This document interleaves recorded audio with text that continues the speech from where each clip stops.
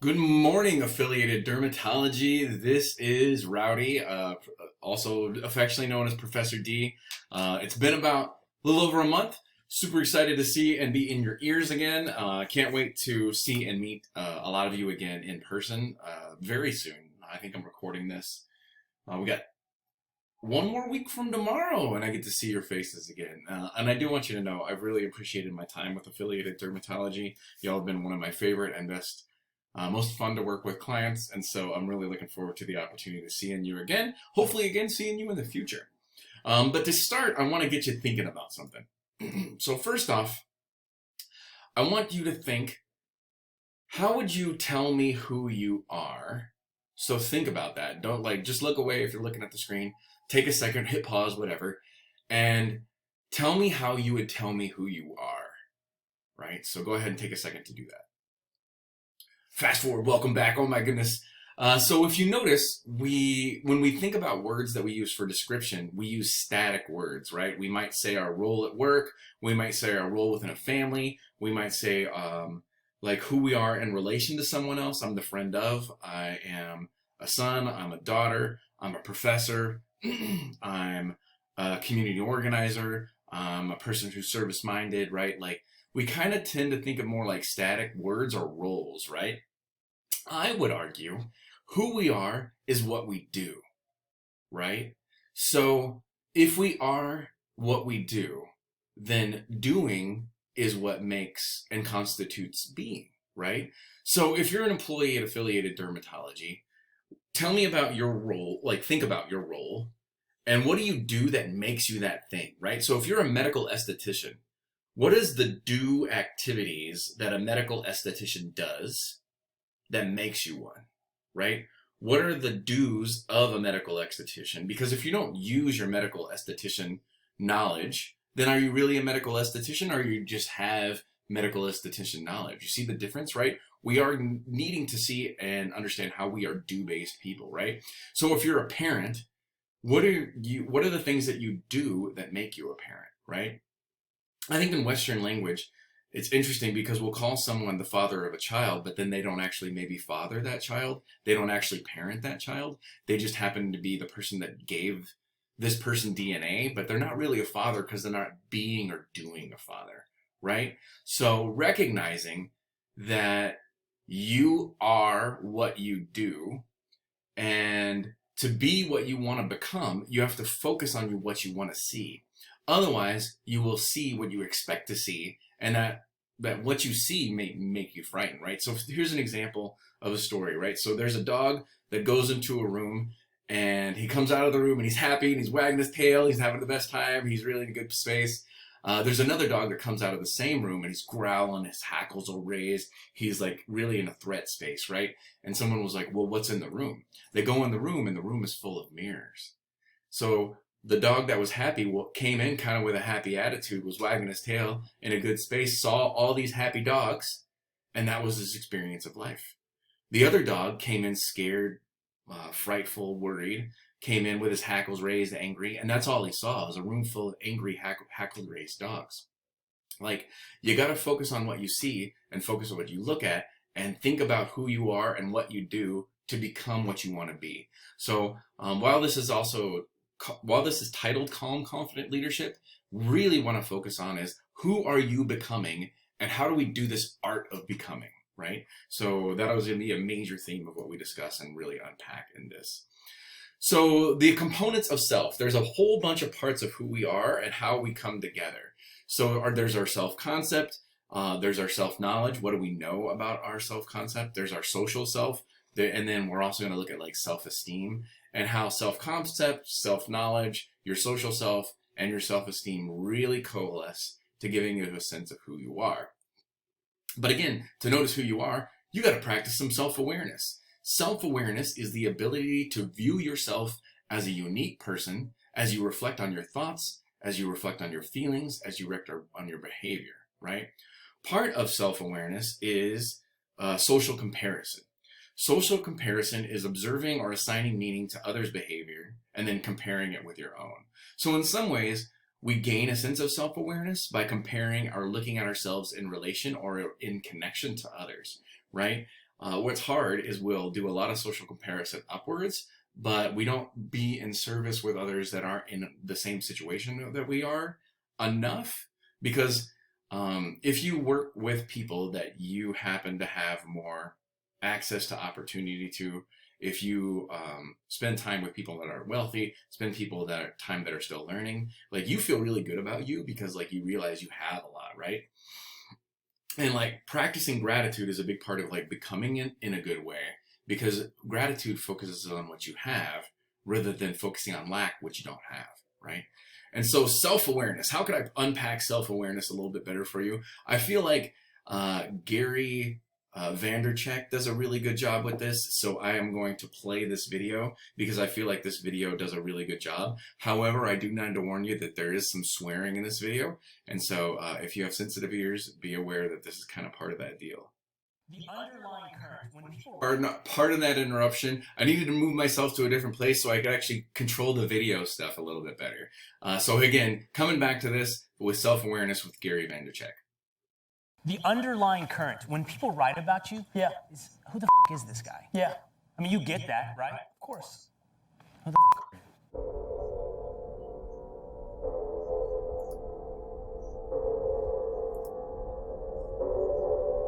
This is a word that is rarely talked about in our space that I want to start building more attention for. Self-awareness. I want to deliver on this message so much. I would create a test or a drug that allowed people to become self-aware. One potion inject, not hustle, not smart, self-awareness. I don't fear being self-aware. I know I suck at a lot of stuff. I think everybody lies to themselves. Some people are meant to be elite players. And I'm pissed that the narrative now is that you need to be a number one and have your company, because a lot of people are going to lose or leave money on the table because that's just the narrative. So I'm such a positive guy. I struggle to think about the things I'm bad at, but self-awareness requires understanding both and then choosing which path you want to go through. I'm a big fan of going all in on your strengths and don't give a fuck about what you suck at. Self-awareness isn't only just betting on your strengths, it's accepting all your shortcomings. Let me tell you one thing. What works for me does not necessarily work for you. I think being at peace with yourself and your skill set is such an important part of this. Too many people try to be like me because it's silly and it's sexy and people want to be charismatic and on stage. So many of you do so many things better than I do. You can look at like how people roll and like it's great to admire and things of that nature, but it's so damn important to stick to like your DNA. Try to get to a place where you understand yourself and understand what your strengths are. You've got to find yourself awareness. All your shortcomings are there for reasons that they're there to also allow you to be great. Deep in your brain, deep in your heart, you actually accept all your shortcomings is the second your life goes on the odd. Before you get people to tap into their strengths, you have to audit who you actually are. Because then you're not building yourself. You can support yourself, you can grow yourself, but you're not building yourself. And once you do that, either for yourself or someone else told you, go directly all shifts all into that. We've all got something. And you just need to accept what's yours and go in on that. Then you've got something with success. And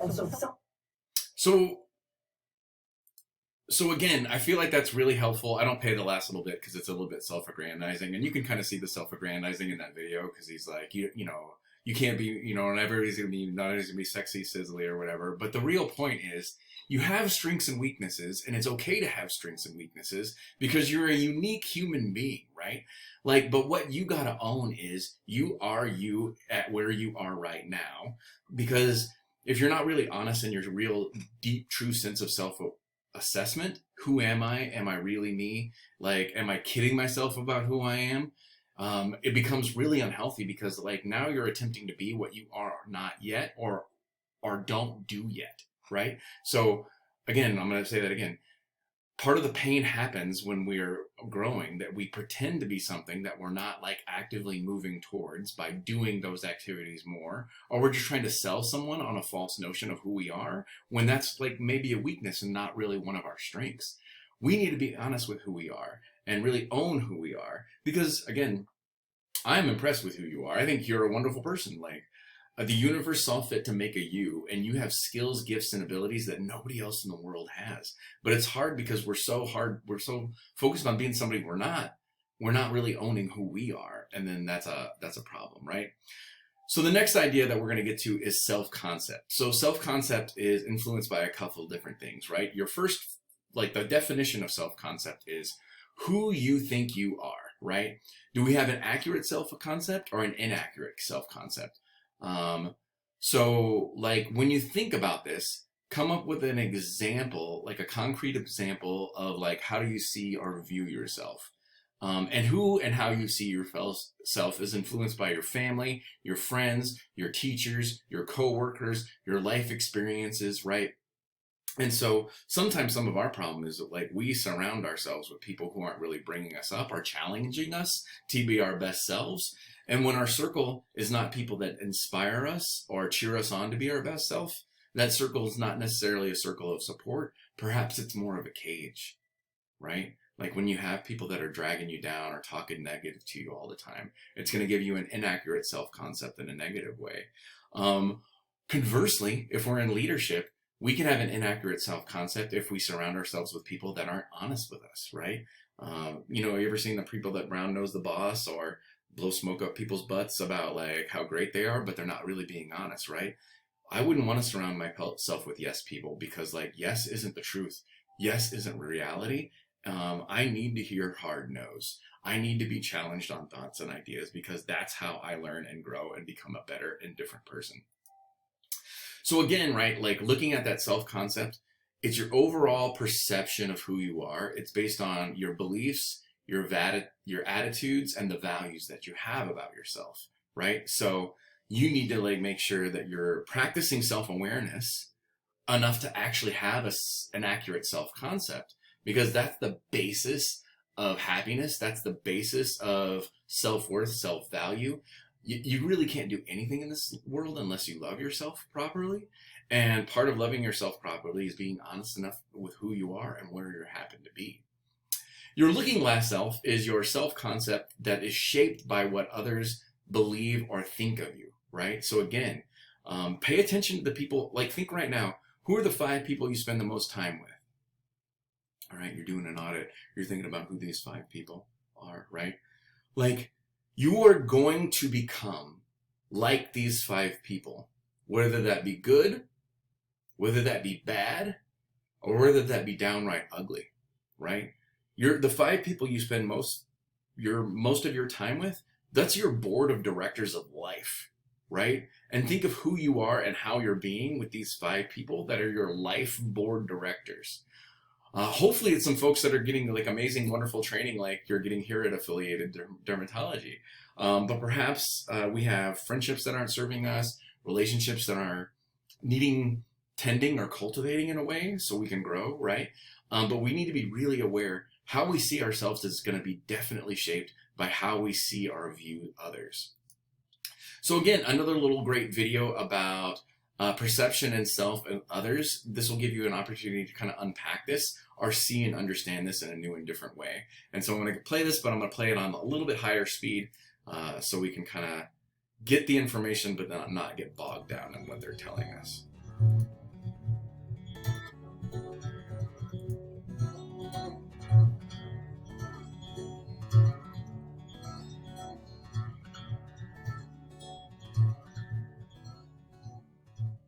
I went to the eye doctor this week, and it was an eye-opening experience. I didn't think I was having a problem with my vision. At least that was my perception. I didn't think there was a problem until a vision test began. I not only had to have my vision corrected with a stronger prescription, I had to have my perception about how well I could see corrected. This video examines perception. We'll look at our perception of ourselves, our perception of others, and how we can manage those perceptions to have more successful interpersonal relationships. For most of us, encountering problems seems like the time we decide to go on a journey to explore our relationships. Usually, we are content to participate in our interpersonal relationships without asking, what do I know about myself? What do I know about myself that others do not know? What is it that others know about me that I do not perceive? And what is it that's true about myself that I'm not aware of and others have not noticed either? If these questions sound familiar, it's because they are the 4 questions that make up the Johari window. Each question or perspective is important to know and consider. These videos are a challenge to go on a journey of self-awareness. You see, perception is not the same as reality. You might perceive that you are a certain way, positive or negative, or that other people are a certain way. But perception is the process by which we become aware of the things around us, the people around us, and ourselves. Perception is not a destination. It's a continual journey to better understand ourselves and others. Now that we've defined perception, let's break it down and apply it to interpersonal relationship and discuss some strategies. First, we each have perceptions of ourselves. We look at ourselves and form opinions. We gather those perceptions because of positive and negative experiences in our lives. We've listened to our families and our personal cultural background, and we try to understand ourselves by how others react to us. For example, if you grew up and the people around you continually told you that you were not creative or smart, you began to perceive yourself in that way. Also, if you grew up and were never corrected or encouraged to argue for your position, wouldn't that perception of self impact your interaction with others as an adult? The challenge is to grow in self-awareness. Whether or not you are currently struggling with a relationship with someone that's being impacted by how you've come to perceive yourself, reminding ourselves that no matter how we grew up, whatever influences we have had that have shaped our self-perception, at a certain point, we need to take responsibility for better understanding ourselves. Here are steps that you can take to self-awareness. Listen to others. Actively seek information about yourself. See your different selves and be more open to others. Each can help you on your journey to a more correct perception of you. Second, we also have perceptions of others. Interpersonal relationships are impacted by how we perceive others. We often take shortcuts in how we view others. We come up with frameworks in which we place people. We gather a small amount of information about another person, and we begin to place them into categories or attach a script to them that we perceive they will act within. Then we continually interpret and evaluate those people that we're in relationships with based on these shortcut perceptions. This isn't always bad or wrong to do initially, because we are constantly forming first impressions of people. The problem is that we have to remember that perception is not a destination. It's a continual journey to better understand others and ourselves. Look beyond the initial framework and perception that you have formed of others. Can you see how viewing people just through this initial framework can impact your personal relationships? Are you letting initial impressions control how you continue to view a relationship? People are not static and can grow and change. And our perceptions can also grow and come more into focus. Just like a new glasses prescription helps a person to see the world around them clearer and with greater understanding. The perceptions we have of ourselves and the perception we have of others will dramatically impact our interpersonal relationships. The question is, will you take the time to examine your perceptions and ask how close they are to reality? The Johari window reminds us that in our interpersonal relationships, we have perceptions about ourselves, perceptions about others. There are things that others perceive about us that we do not perceive, and things that we won't get into Johari window for our purposes here, but again, it gives us a sense about how self-awareness and self-concepts created and impacted through perception, and how important it is to be around folks that are giving us an accurate self-perception, as well as folks that we're being real, open, and honest with too, right? If we're not being our real and true selves with people, then how can we possibly have good relations with others? Because like we're kind of faking ourselves rather than being our real and true and honest selves. Like it's scary and not easy to be your real and true and honest self, but it's absolutely critical in becoming who you want to be. So another part that you have to understand about self-concept is this concept of self-fulfilling prophecies. These are predictions about future interactions that lead us to behave in ways that ensure that that interaction happens, right? And so if you tell yourself, oh, I'm really bad at conversations, I'm so awkward. Well, odds are, because you've made that thing potentially true by speaking that possibility into being, you're probably going to be more awkward in this conversation, right? If you tell yourself like, instead, like, I want to work on being better at having more natural conversations, you can recognize both where you are, but then also recognize you're in the process of getting better. And you also want to say, I'm in the process of improving my small talk with other people so I can be less awkward, right? Because this now will become your new self-fulfilling prophecy that overtakes the I'm awkward one, right? And it gives you a possibility of a new way of being, right? I show these pictures of these two like little kids, right? Because like they're doing a self-fulfilling prophecy of knight or princess, right?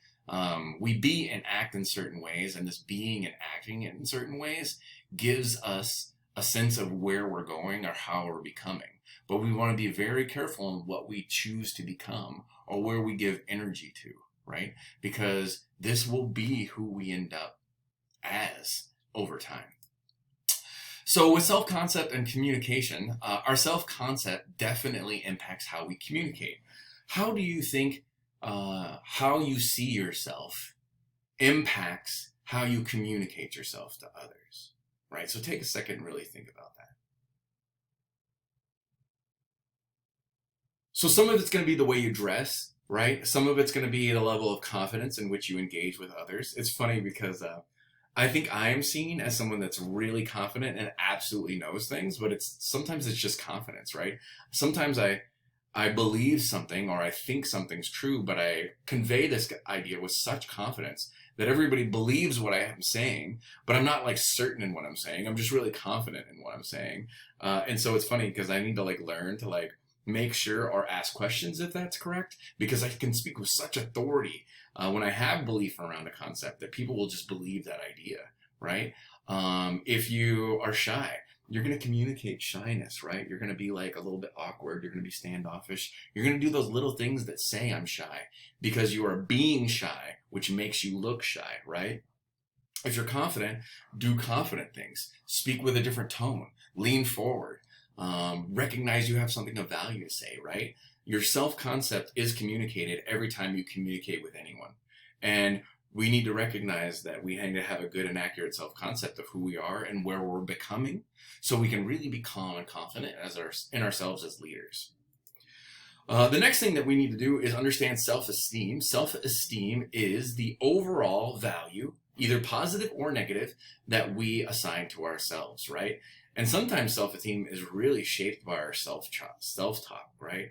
Like, if we can be really honest, sometimes like you say stuff to yourself that you would never say to other people or never allow others to say to you, right? So really like starting to audit how you talk or how you think about yourself is really important, right? When you make a mistake, do you call yourself dumb? Do you feel like nobody likes you? Do you feel like if you make a mistake that you're a bad person rather than a person that just made a mistake? Do you try something but then give up because you're not getting immediate success, right? Like sometimes part of becoming what you want to be is recognizing right now, I am not that thing yet. But guess what? Like right now, I'm not good at that thing is the beginning of being really great at this thing, right? It's the beginning of recognizing the possibility of being better at this thing, right? Do you say, I never get anything right? Do you say I'm not good enough? Or is there a way to say, oops, I made a mistake? Or, you know, I like me, even if that person that I interacted with doesn't. Or I did something bad. Maybe I can do something different in the future. This is really hard, but I'm going to keep trying. I haven't figured this out yet, right? This is another way of like healthy self-talk.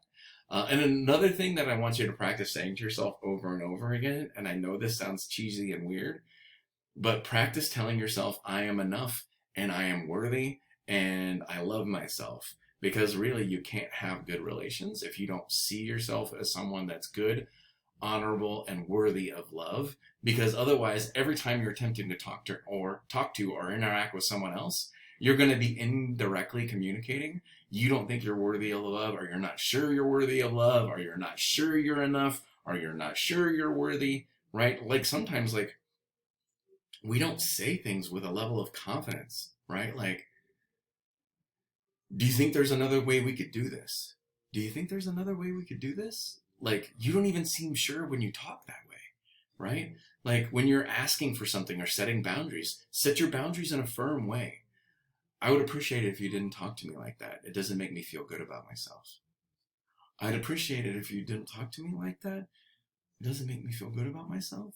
Like, you're sounding uncertain when you say that. So the person listening doesn't even know if you really want this or not, right? Be careful about how you talk about stuff. Again, unpacking self-esteem. I've got another little great video that I feel like unpacks what self-esteem and how self-esteem works. Self-esteem is, as a definition, is the value that you have for yourself. So let's watch this quick video that kind of talks a little bit more about self-esteem and how that works. Liking ourselves, having high self-esteem as we tend to put it, is crucial to any feeling of well-being. What's odd then is just how unpredictable the allocation of esteem often turns out to be.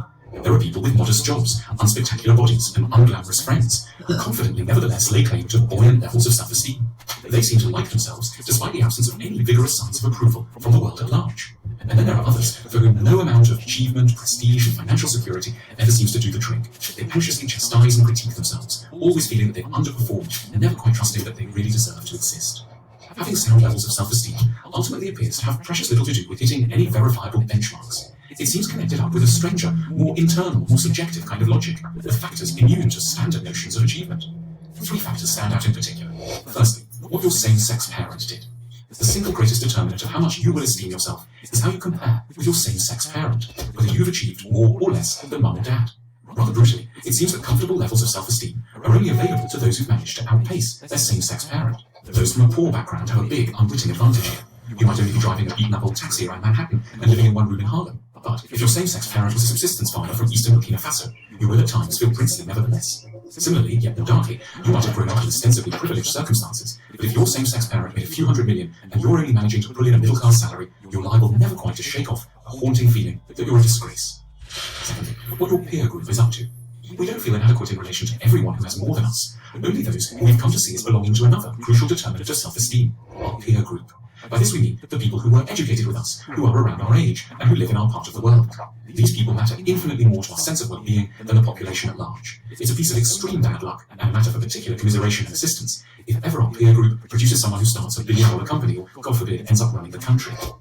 Every time someone we went to school with does better than us, a small part of us will die. We should therefore take immense care to attend very ordinary schools, and after graduation, to throw all invitations to reunions straight in the trash. Thirdly, what kind of love we received in childhood. A lot depends on what kind of affection we were the recipients of in childhood. In particular, how many conditions our love came attached with. Some of us had parents who only knew how to give out the conditional kind of love. It was all about the grades and the school reports. We therefore grew up, of course, to be high achievers. But it's not so easy running around your whole life long, desperate to put out the raging fires of self-hatred, striving to impress everyone you meet in search of an unsatisfied desire for a parental approval you never know. But others, the blessed ones who've known unconditional love from the start, will be okay just to be. They won't have to do quite so much pushing. They'll have an inner basic buoyancy guaranteed by the knowledge that they once mattered immeasurably. A big reversal like being fired will be unpleasant. It won't necessarily have to be a tragedy. Knowing about the odd internal origins of self-esteem is crucial, because of how often we pursue goals in the belief that success will, at last, give us the keys to feeling good about ourselves. It seems the truth is slightly darker. You might ostensibly be doing very well at work. If your dad was a big shot, or your school buddy became president, or your parents didn't tag you up with the right unconditional sort of love, no amount of striving, goal scoring, and medal winning is ever really going to do it. This changes where we should imagine our challenges lie. Feeling good about ourselves isn't ultimately something we can bring about through professional or economic achievements alone. In huge part, it's going to be about coming to terms with ourselves, the result of understanding our past, and the dynamics of shame, conditionality, and humiliation that might lie there. It turns out that high self-esteem seems largely to be a prize of psychology, rather than the fruit of anything we might achieve out in the world in relation to the economy. So again, I'm a big fan of the School of Life. So I would, if you use YouTube, subscribe to School of Life. They're big. I get a lot of videos from them, and I feel like they're really helpful. It's the stuff that you should have gotten in other places, as Suzanne mentioned. Like this is the stuff that I wish we all would have known. And again, every time I think of like Suzanne and all the compliments she's given to me about the course she took with me, really helps me. So one of the things you might consider, remember I'm a professor, right? You have professional growth that you can use in affiliated dermatology.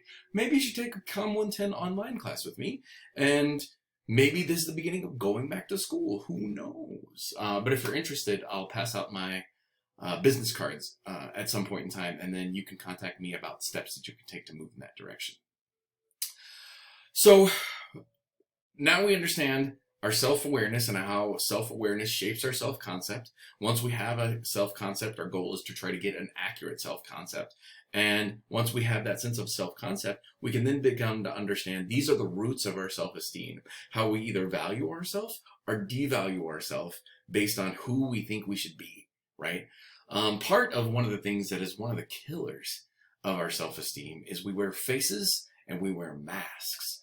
And so I will be doing an activity in the in-person section of this course, but it's not something that really works on podcast or videos. But understand that this was a really great deep activity. So face is an image of self that is broken down in terms of social attributes that you want to be seen as, or social attributes that are preferred or valued in society, right? So face is the fake me that I pretend to be with others because I want to be seen or recognized or treated in a certain way. In some way, there's a bit of face that I'm giving you here, right? Because I will tell you about times or moments when I struggled, but like I want to be seen as competent and knowledgeable and somebody that you would trust, right? So it's like I have to manage my face to a degree, but I do try to talk about how I don't do this well as well. So face is the false you pretend to be. The next idea is mask. So this is the image of self that's delineated in terms of others and those approved social attributes they want you to have, right? So the mask is the fake you others put on top of you that they want you to be for them, right? So face is the fake me I pretend to be in others. Mask is the fake me that others put on top of me when they ask me to be something other than I am, right? And all of this stuff can hurt self-esteem because face isn't really you, mask isn't really you. And then there's deep inside stuff that we really don't share with others, right? When I do this activity, they call the veiled true self is what you really look at and explore. This is parts of who you are that you don't share with other people, but it is you nonetheless, right? And it is something that affects you. And it's hard because since we hide these things, I think sometimes we feel like we're the only people that suffer from these things because we don't share these things with others. So what I'm asking you to do is join me in a place of becoming, right? Because you are not all the worst things are the things that you're afraid of, right? If you're not something, you can become something. So what I'm inviting you to do is to start to walk a path of self-improvement, to walk a path of getting better. So in this, I have a lot of quotes that I really want you to like deeply think about, consider. If I really want to improve my situation, I can work with one thing in which I have control over: myself, right? Better you, like what you actually can control, can do a lot to improve situations, right? But we want to try to control everybody else. Guess what? Like, I don't have the remote control for everybody else. Like, I'm in front of you. So I'm going to talk about you and what you can do different, right? How can you be more of a calm, confident leader? And what will that do with the people that you lead, right? Here's another one that's really great. Formal education will make you a living, but self-education will make you a fortune, right? So again, who am I? How can I practice more self-awareness? How can I get a more accurate self-concept? How can that give me a better self-esteem and a better sense of value for who I am? And how can I become who I want to be in this world? And then lastly, remember, even in a process of becoming, you, yourself, just as much as anyone in the universe, deserve love and affection. And just because you want to become better doesn't mean you don't deserve love and affection as you are. And recognize when you put in the work, you're deserving of that love and affection because you're trying to get better anyway. We're all just striving to become who we want to be, right? So recognize we're all on the path to better. Perfect doesn't exist. So just like if you think you should be perfect or think perfect's an opportunity, I'm going to relieve you of all that stress. Stop. There's no such thing as perfect. Just do the best you can. And if you make a mistake, learn from it. It's not win or lose. It's win or learn. I'm going to say that one more time. It's not win or lose. It's win or learn. And how can you have learned something here to get better and do something differently? Now, talking about self-esteem, this is a vicious cycle that we get stuck in over time. And we don't know how to get out of it because we don't have language for self-awareness. We don't have language for self-concept. And so we get stuck in this pattern of negative self-esteem, right? So we have negative beliefs and thoughts about the self, right? I'm stupid and I'm unattracted. And so you ask yourself this question: how do I feel about being stupid and unattractive? And then you're like, well, I hate myself, right? So you don't value yourself. You have low self-esteem.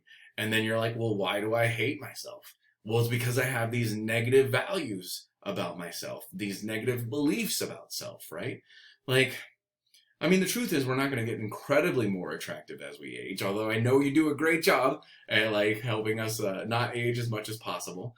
But like, how do we relax into the beauty of getting older? Because there really is a beauty in getting older, despite what age does to our physical bodies. Because boy, the beauty of getting older does something here, internally, heart and spirit-wise, that I think we can own in a different way, right? But we have to understand, if you don't love you, good relationships, good work relationships, good work interactions, it's not possible. Because like over and over again, you're going to try to surround yourself with people that will pick you up to make you feel better about yourself. And they will to a degree. But if you fundamentally think you're broken, messed up, wrong, horrible, terrible, over time, you're going to act that truth out in front of them. And they're going to be like, what is going on with you that you feel and act this way? And do you know something about you that I should know? Because I'm hanging out with you and I like you. But like you're doing some weird stuff and it's really making me uncomfortable, right? So how do we start to break the shackles of low self-esteem and this vicious cycle? I really feel like I love using different voices when I do this stuff because different people have different thoughts and ideas. And so first, what we have to do is recognize we're enough. And part of being enough is just putting the work in to become what we want to become. But then other parts of it is seeing like the miracle that makes you be a you. So I'm going to play our friend Kute here, and we're going to break down what it takes to be what we want to become.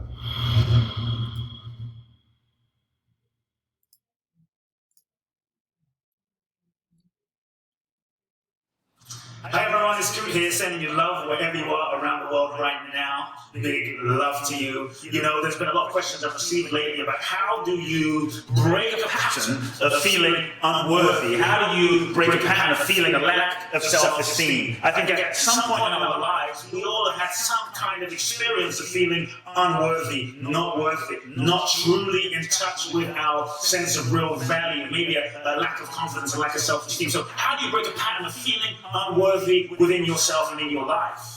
You know, there's many tips and strategies and techniques and do this and buy that and go grab that thing. And, you know, the challenge in our culture is we've been conditioned to look for a sense of value, a sense of validation, a sense of esteem, a sense of worthiness in external things. If you are looking for a sense of self-worth, self-value, self-esteem in external things outside a relationship, your bank account, money, your car, your hair, your clothes, your breasts, your toenails, the size of your eyelashes, you know, the size of your house, whatever it is, you will not find a sense of real self-worth in those things outside.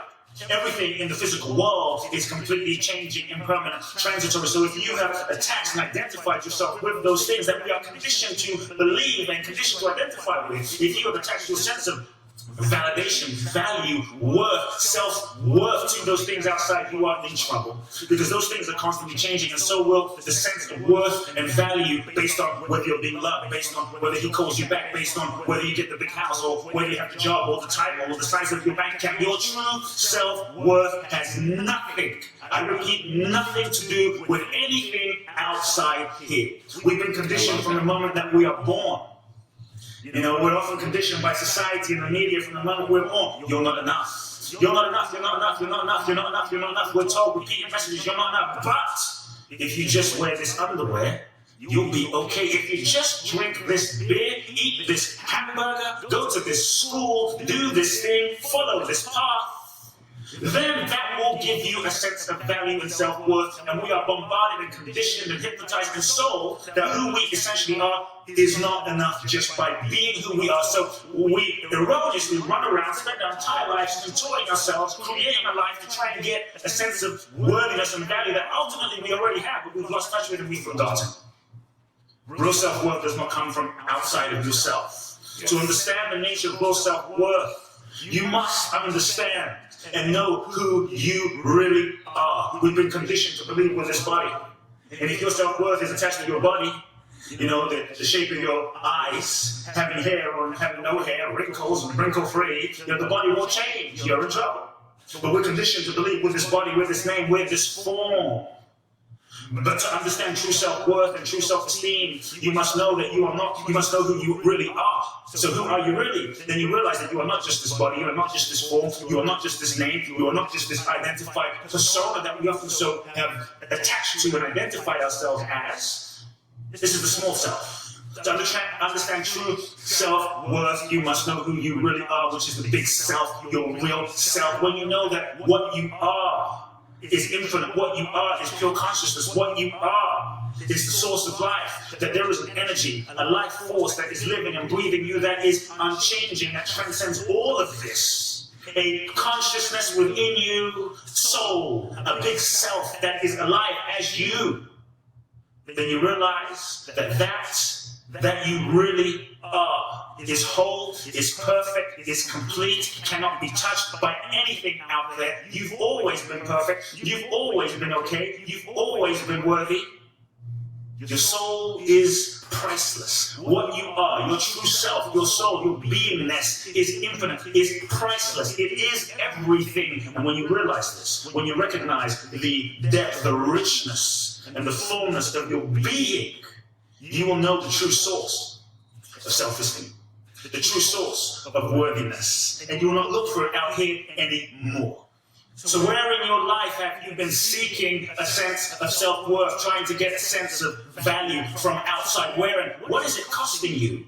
From this mistaken belief that who I am is not enough, from who I am is not truly worthy, which is a completely mistaken belief. No matter how much you believe it, no matter how many stories you have spun about it, it is just a story and it cannot take away from your inherent value or worth because your soul is perfect. But from a mistaken belief that who I am is not worthy, as children often we take on this belief, this perception, perhaps we were abandoned, perhaps our emotional needs weren't made important. We made up a story that who I am is not worthy, I'm undeserving of love, abundance, creativity, prosperity, for my voice to be heard. So then we go out into the world trying to, from this place of feeling an illusory whole, we go out into the world to try and fill that hole to become whole. But just know that going out into the world to try and fill what seems like a hole will not make you whole. In order to be whole, you must go inside. You must go inside to the depth of your being, and then you will realize your true wholeness. You must be willing to have the courage to unplug yourself from the societal conditioning and the societal programming and hypnosis that conditions you and us to believe that you're not enough. You must have the courage to unplug yourself and stand in the center of your being. And as you go inside, you will reconnect with the center of your being and realize what you have been all along, which is completely perfect and whole and complete. You will find the source of worth. True worth has been inside you all along. So are you willing today to love yourself as you are? Many times we want to love the nice parts of ourselves. Well, if I can love the nice parts of ourselves, then I'll be worthy, then I'll be okay. Then if I can just do more good deeds, if I can just serve more people, if I can just be a good girl, a good guy, then I'll be worthy. You're already worthy. That's the joke. The joke is you are already worthy the moment you were born, not because of anything you did, but simply just because you are. So can you love not just those parts of yourself that you like, not just those nice, pretty parts of yourself, but are you willing to have the courage to love those parts of yourself that you are ashamed of? Are you willing to love those parts of yourself that aren't so perfect, that aren't so healed, that aren't so complete, so to speak? Can you love the whole range of you?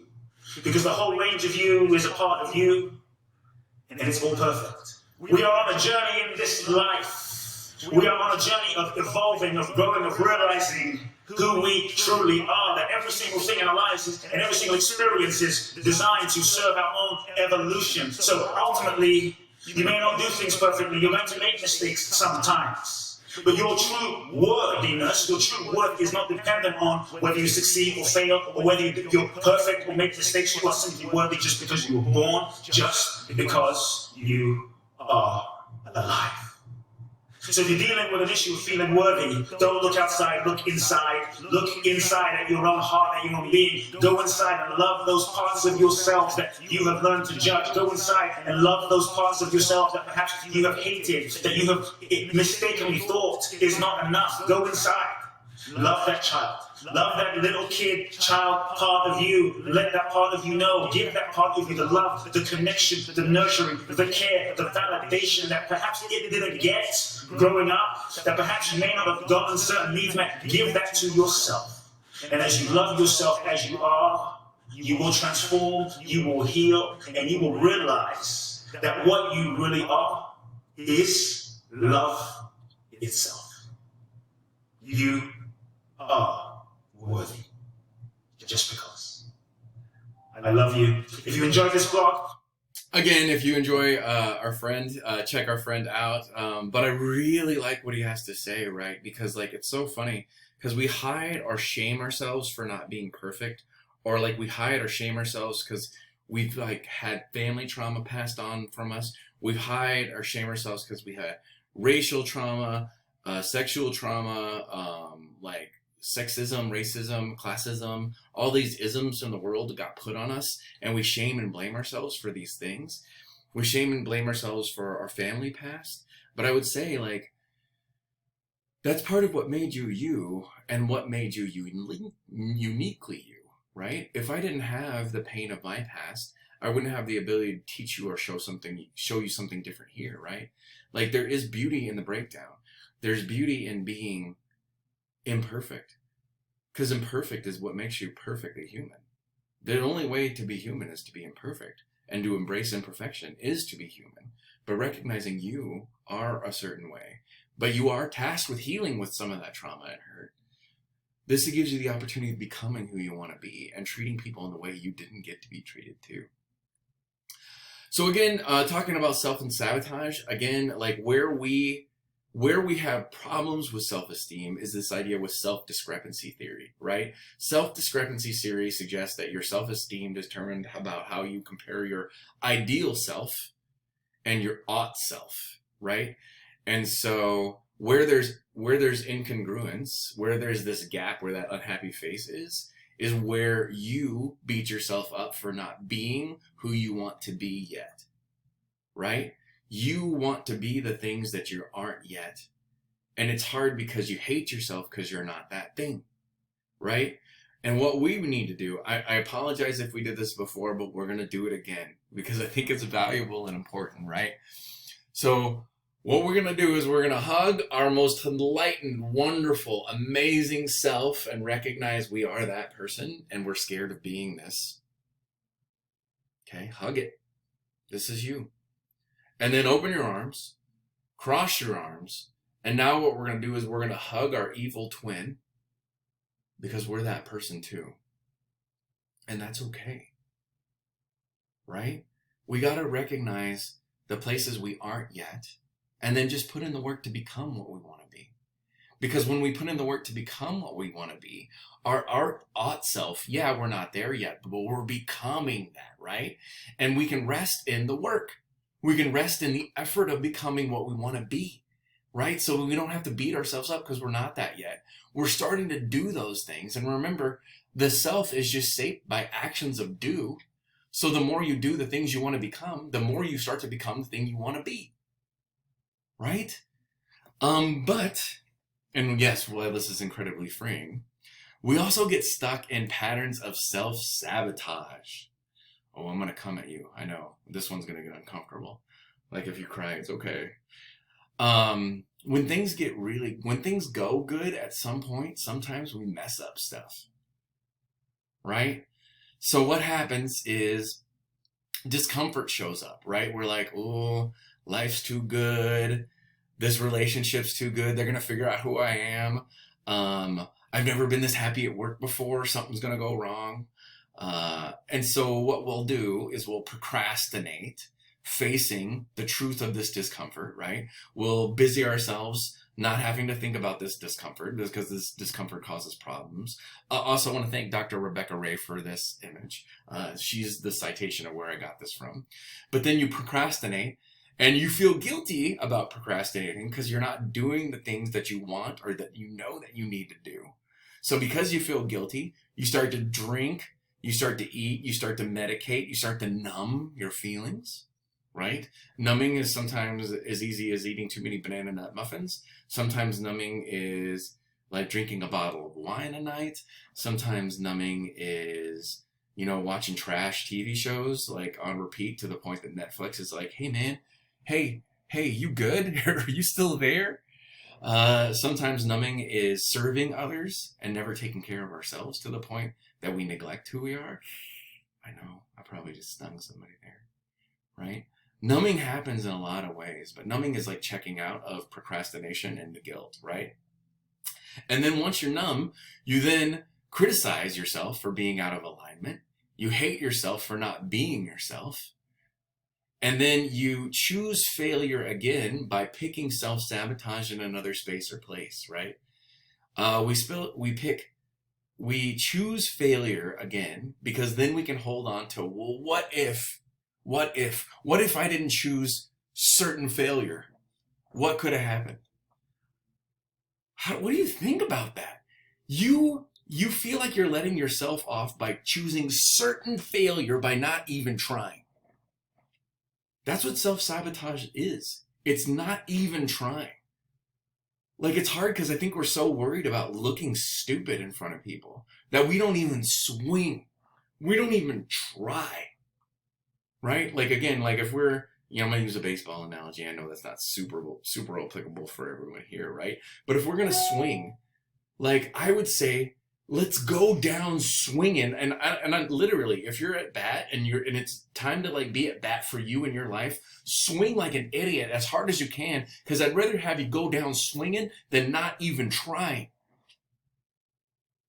I mean, you've self-sabotaged yourself out of jobs, schooling, education, relationships. You've like blown up perfectly good relationships. You stopped going to school because you thought, no, I'm not smart enough. You didn't even apply for that job that other people told you, we would love to have you in that role, because of self-sabotage. Curious, I wish I was in person because I'd like to hear more thoughts on self-sabotage or patterns of self-sabotage. But we self-sabotage because we don't think we're worthy of the good thing. So we choose failure because we believe we're worth failure. And I don't want to see that for you, right? Don't self-sabotage. Just recognize you're not there yet. And the beginning of getting to the place you want to go is recognizing I'm not there yet. And that's okay. That's the first step to get there. If you don't take the step of, I know I'm not there yet, you can never get there. That's okay. So sources of self, our selves are shaped by gender, by family, by culture. And it's hard because some people don't go to the gym because they're afraid they don't look like they sit in the gym all the time. Well, the people in the gym had the first day at the gym, and they looked more like the guy on the right than the guy on the left. Everybody had their first day at the gym. Like, we all got to have our first days. And it's okay. It's funny because I know people do yoga and they're like, I feel like an idiot because I'm not doing yoga right. You know how the right way to do yoga is? Whatever the way your body can do it. Like, this idea of perfection within yoga is ridiculous because every human has a different body with different, like, strengths, weaknesses, and issues. And, like, there's no such thing as perfect yoga. It's just the best you can with the body that you got. And it's really that practice of self-love through yoga that gives you the ability to love the body you have, right? But we got to recognize, like, this comparison's not doing a lot for us. So with this, we got to recognize that we engage in social comparison. And I'm not going to read out the definition because it's really long, but it's hard because, like, we're the cookie and we're looking at the ice cream cone and the ice cream bar, and we're like, oh, I wish I was as cool as those guys. But you're this warm, gooey, steamy cookie. This amazing, unbelievable cookie. And you're trying to be ice cream. Like, if you keep comparing yourself to people that aren't you, you're going to lose over and over again, like ad nauseum, because you keep trying to be what you're not. You're never going to get there unless you can recognize you are you, and I need you to step into being you. Because the only way to become you is to let it embrace you, be you. Like, if there's weaknesses you want to get better at, great, but, like, don't spend a ton of time on what you're not good at. Like, you were gifted with gifts. Spend time using those gifts and, like, engaging in those gifts, because that's the path to, like, calm, confident leadership. That's the path of becoming who we want to be. So if you want to do this, you can. But, like, when you think about who you compare yourselves to, maybe go on Instagram, maybe go on social media, and who's the people you wish you were. And how does it make you feel when you compare yourself to people you're not? Is that serving you? Is that helping you? I mean, if it does in some way, great, but I don't know that it does. Like, if these people are motivating you to put in work to become who you want to be, that's different, right? But realize you're probably never going to look like them because you're you. And that's the way. And I need you to be a you. I need you to show a you. So, other things that affect how we see and value ourselves is our attachment styles. So, over time in our lives, we were given or not given love by our family members, and because we grew up with this, we have these different ways of being or acting in the world because we were raised in certain ways. So sometimes we have preoccupied attachments. So preoccupied, anxious attachments. You're emotionally hungry. You're always like trying to look for some like fantasy bond. You feel like you're lacking nurturing. You're having too much turbulence. Basically, you're like the needy person in a relationship that always requires validation because you don't believe you're worthwhile, right? So if you're anxious or preoccupied in your attachment, you're super needy. You're always needing validation. And it's hard because like your neediness kind of drives people away because they're like, well, what's wrong with you that you're so needy? That like, what's happening, right? Now, the other way we can be is dismissive or avoidant, right? We'll choose isolation. We'll be ambiguous about relationships. We'll be ambivalent about connection or relations with others. We're sometimes really emotionally distant. This is the form of self-sabotage we do with relationships because we're like, you scare me with your intimacy and your closeness, and one of these days you're going to leave me, so I'm going to distance myself from you before you can hurt me. Then lastly, fearful attachment is a mix of dismissive and anxious attachment, and you can be both. That was how I grew up. I'm moving towards secure, but like this is the worst one that you can have, and still healing's possible. So with fearful avoidant, you have a lot of internal conflict. You can be really dramatic. You can be unpredictable or appear ambivalent sometimes. Where we want to be with our attachment styles is confident, reciprocal, non-reactive, resilient. So I got another great video that I want to show you because I feel like it really unpacks this thought and idea in a very helpful way. This is one of my favorite videos, and so I'm still going to play a little bit quicker just for time's sake, but gosh, we all handle relationships in different ways, and one powerful way to understand these differences is through the lens of attachment theory. According to psychologists, there are 4 main attachment styles which have profound effects on our relationships. And in this video, we're going to break down those different styles using iconic characters and show you how you can use this knowledge to improve your relationship with everyone around you. The first type is the avoidant. The avoidant is marked by their discomfort with deep connection. And in real life, you can think of the person who ghosts out of budding relationships or feels that any display of emotion is overkill. You can see it in moments as simple as hugs. That's not how I describe it. I'm not there yet. It can come through even more subtly, such as avoiding eye contact in situations where either person is likely to get emotional. In this case, where Tony dubs Peter an Avenger for the first time, which he knows is something that means the world to him. Avenger. This discomfort with connection can lead to rather creative ways to avoid it that go beyond just the physical. One simple way is to invest much more in the beginning phases of a relationship than in the later phases. This way, the avoidant can enjoy the exciting aspects of relationships while escaping when that deeper connection threatens to form. In fact, avoidance can make for very charming daters, but often for upsetting long-term partners. In addition to simply disappearing, another common tactic of the avoidant is to use humor to quickly diffuse situations that might become too emotional. It's one of their most effective tactics because their fear of intimacy is well hidden behind smiles and sarcasm. You see, for instance, in Good Will Hunting, when Will trolls all of his therapists as they try to reach out to him. Sky rockets in flight, afternoon delight. Hey, afternoon delight. As you see there, avoidance can often be funny in a very irreverent way, which makes us think that they've got everything under control. They will also use that biting sense of humor to control others when they begin to open up to them. They're prone to shame any sort of display of emotion and return to the limited connection that they are much more comfortable with. That's I want to get scratchers. I guess you won because that was 6 years ago. Which happens to leave no need to be a pussy back. Here's what I need. Like all attachment types, the avoidant is created in childhood. Something occurred that made the avoidant associate connection with pain, hence the tremendous unconscious effort that they exert to escape it. A typical story is that one or both parents were physically present but emotionally unavailable, and Tony Stark typifies this childhood experience. What do you remember about your dad? He was cold, he was calculating, he never told me he loved me, never even told me he liked me. It's only through great effort in the later movies that we see Tony start to overcome this blockage that he has to connection, which is good news if you are an avoidant yourself, because you too can change. One thing you can do today is to simply send a thank you letter, an email, a text, or better yet, tell someone in person how much they mean to you, and look them in the eye while you do it. The second type is the anxious type, and those are the inverse of the avoidant. They fear the loss of connection. Now, they're often in relationships or hopping from one to another, and the psychological reason for this is simple. For an anxious type, being without a cherished connection can feel like dying, and it's no mistake that they often describe it that way, saying, "You're my everything," or I'm not being with you. I can't breathe. Unconsciously, anxious types sometimes use the pain of being without their loved one to control the person that they're in a relationship with. They make the other person fear their own suffering, and they fear it so much that they might not break up with that person even if the relationship is failing. Other times, they literally might threaten self-harm, though this doesn't happen always. Now, in The Notebook, it is played as romantic, but take this out of the Hollywoodization, and you have an extremely unhealthy example of anxious-style threats and obsession. What? No. No. Just told you. I don't know because I don't want to. You know the truth, then. The Notebook and Star Wars get another aspect of the anxious type's romantic behaviors correct. Obsession can form before really even knowing an individual. Notebook threatens to kill himself after staring at Alec. That is as long as they have seen one another in their lives. Anakin remains obsessed with Padme for years without even seeing her. What is really happening in these situations, if you've experienced something similar in your own life, is that the anxious type is projecting an idealized image onto the object of their affection. Their low self-image can blind them to the flaws of others, making them willing to change anything just to be close to that person. I do whatever you want. You just tell me what you want, I'll do that for you. Unfortunately, the anxious type's low self-image also makes them suspect that that perfect object of their desire could never really want to be with them, not for long anyway. So even when they may be in a relationship with that person, they tend to cling tightly. Eventually, all that clinging turns to suspicion, and they drive people away, confirming what they've suspected all along. Liar! You're with him! You brought him here to kill me!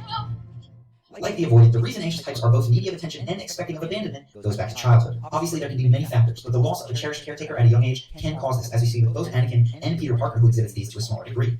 Connection is felt to be valuable, but impermanent, and thus must always be safeguarded. Now, if you are an anxious type, a good stepping stone is to cultivate a hobby or skill that has nothing to do with relationships, something that you can do by yourself. Having no style of things going on in your life makes it so that you don't base your entire identity and self-worth simply on other people.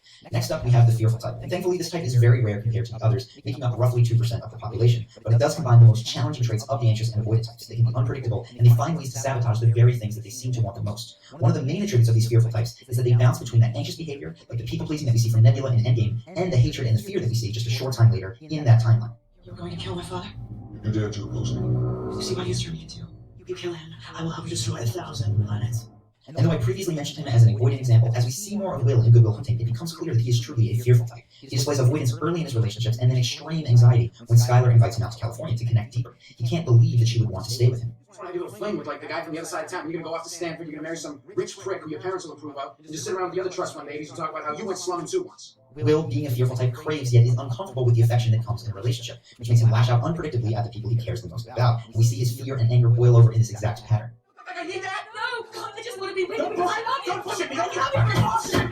If you've ever known someone who can't seem to find a stable relationship, no matter who they date, who becomes more violent as they get closer to someone, you may have witnessed a fearful type in action. Now, in terms of childhood, fearful types are often victims of trauma, which may have included verbal, physical, or sexual abuse. They may have felt that they had no one that they could rely on for love. Nebula, for instance, was torn apart and berated by Thanos. Her sister was pitted against her. Will was beaten by his foster dad after being abandoned and orphaned. The fearful type has the most robust defense mechanisms because in their experience, vulnerability means ultimate pain, which means that in those rare emotional moments when the vulnerability is threatening to expose itself, you can see just about every defense mechanism under the sun come back to back to back. And Good Will Hunting did an excellent job of portraying this. It's not your fault. Look at me, son. It's not your fault. I know. It's not your fault. I know. No. It's not your fault. I know. It's not your fault. It's not your fault. Don't fuck. It's not your fault. Don't fuck with me, alright? Don't fuck with me, son. Not you. It's not your fault.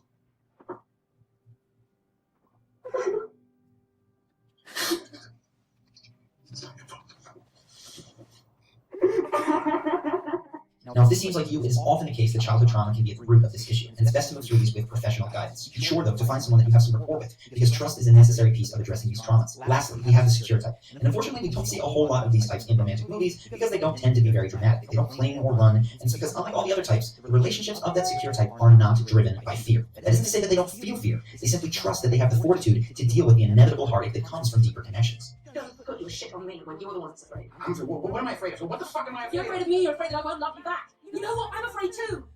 Fuck it, I want to give it a shot, and at least I'm honest with you. Secure types can trust others to see them in vulnerable moments because of an unconscious belief that they can open up without immediately being burned for it. They're also comfortable in conflict because they aren't afraid of abandonment. When they disagree with someone, they tend to do so in a calm manner. Cap doesn't have to raise his voice, his tempo usually stays even, and he doesn't point fingers or throw his hands up in exasperation.